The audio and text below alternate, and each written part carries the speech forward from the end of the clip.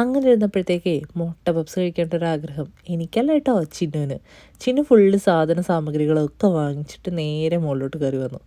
ഞാൻ ദേ അപ്പോൾ പിന്നെ ഇത്രയും സാധനം കൊണ്ടുവന്നു കഴിഞ്ഞാൽ ഉണ്ടാക്കാൻ പറ്റില്ല എന്ന് പറയുന്നത് മോശമല്ലേ, ഞാനൊന്നുമല്ലല്ലോ ഒരു ബേക്കറല്ലേ.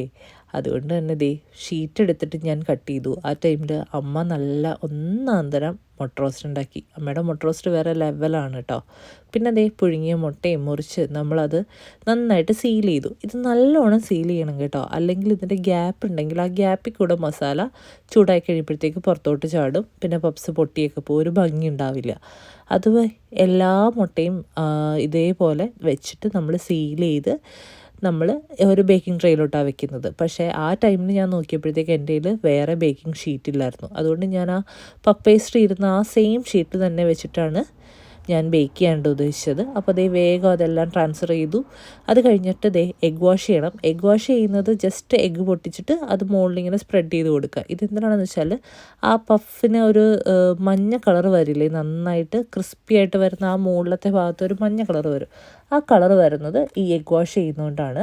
എന്നിട്ട് നമ്മൾ ഓവൻ ഒരു 10 മിനിറ്റ്സ് എങ്കിലും 220 ഡിഗ്രിയിൽ പ്രീ ഹീറ്റ് ചെയ്യണം. എന്നിട്ടേ ബേക്ക് ചെയ്യാനായിട്ട് വെക്കാവുള്ളൂ.